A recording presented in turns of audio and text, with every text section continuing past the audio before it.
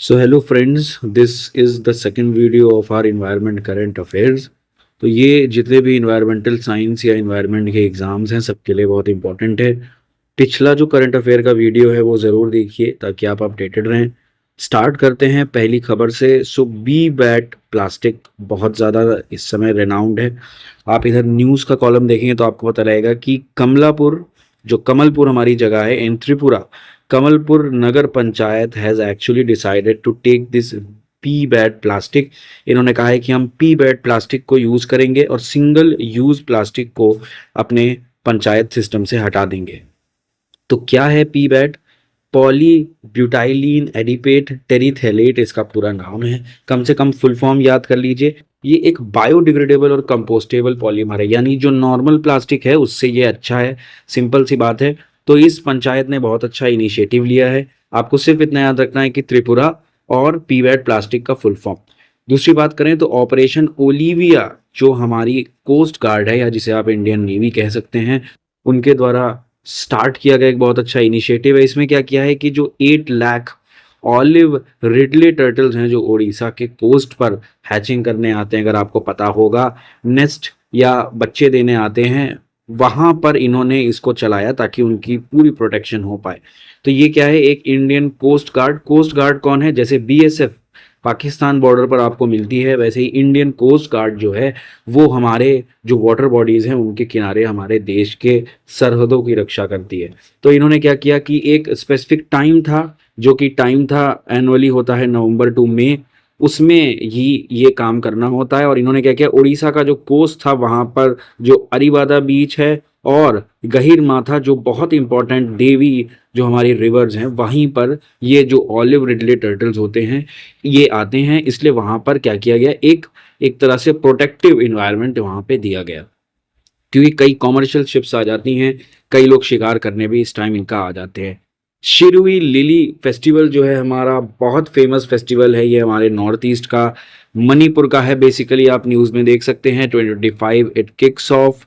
कुछ कंट्रोवर्सी भी इसमें हुई लेकिन हम उस पर बात नहीं करेंगे, हमें करंट अफेयर तक रहना है सीमित। तो उखरूल डिस्ट्रिक्ट मणिपुर में ये फेस्टिवल होता है yearly. Department of tourism is actually taking care of this festival. तो ध्यान रखने वाली बात यह है कि शिरुई लिली जो मणिपुर का है, शिरुई लिली है क्या? It is the official state flower of Manipur. इसका अगर आप ये नाम बोटेनिकल याद कर लेंगे तो बहुत अच्छा रहेगा। तो इसका काम एक्चुअली क्या है, क्यों करते हैं इसे? तो ये एक प्रोटेक्टिव जो अवेयरनेस हमारा स्कीम है उसके अंडर होता है, ताकि इसका प्रोटेक्शन किया जा सके, क्योंकि ये एंडेंजर्ड है और ये शिरुई हिल्स में ही मिलता है। उसके बाद बात करें तो सरपचू कंजर्वेशन रिजर्व यहाँ पे स्पीति वैली हिमाचल प्रदेश में आया है और मई 7 2025 को ही इसको WPA wild life protection act के अंतर्गत इसको नोटिफाई कर दिया गया था। बताया जा रहा है this would be the largest conservation reserve जो स्पीति वैली में होगा। स्पीति वैली आपको पता ही होगा, बिल्कुल बॉर्डर पे पड़ जाता है हमारे चाइना के साथ। और ये जो रीजन है यहाँ पर सबसे इम्पोर्टेंट बात है, स्नो लेपर्ड्स बहुत ज़्यादा इम्पॉर्टेंट स्पीशीज़ जो है पाई जाती है। और स्नो लेपर्ड एक की इंडिकेटर स्पीशीज़ है, यानी इनकी पॉपुलेशन का घटना और बढ़ना उस एरिया के बायोडाइवर्सिटी को बताता है। और सबसे इम्पॉर्टेंट बात है कि इन्हें गोस्ट ऑफ द माउंटेन्स भी कहा जाता है। किसे? स्नो लेपर्ड्स को। तो ध्यान रखिएगा, सरपचू कंजर्वेशन रिजर्व आया है कहाँ? स्पीति वैली हिमाचल में। फेमस किसके लिए है? तो ये फेमस है स्नो लेपर्ड्स के लिए। याक जीनोमिक्स पे एक बहुत अच्छा सर्वे हुआ है, इसे ICAR के 4 अलग अलग इंस्टीट्यूट्स ने मिलकर किया है। आप इधर न्यूज़ जो है हमारी वो देख सकते हैं। और न्यूज़ में भी बहुत फेमस रहा कि researchers unlock first ever chromosome level genome. पहली बार भारत में याक के जीनोम पर एक स्टडी हुई है।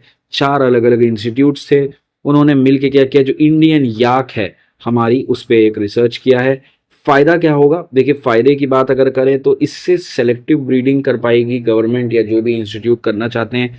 कंजर्वेशन एफर्ट में हमें फ़ायदा मिलेगा, क्योंकि एक बार क्रोमोसोम लेवल की हमने स्टडी कर ली तो जैसे आपको पता होगा हम ह्यूमंस में भी क्रोमोसोम होते हैं।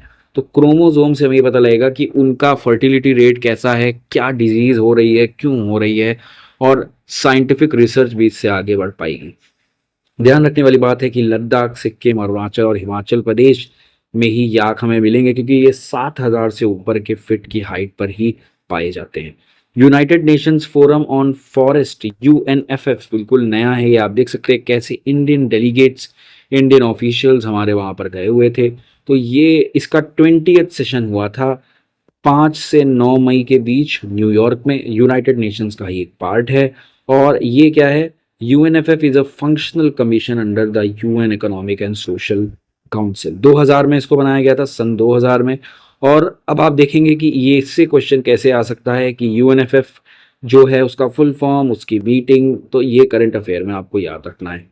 आगे भी वीडियो आते रहेंगे। टेलीग्राम चैनल को ज्वाइन करिए। Thank you and have a nice day.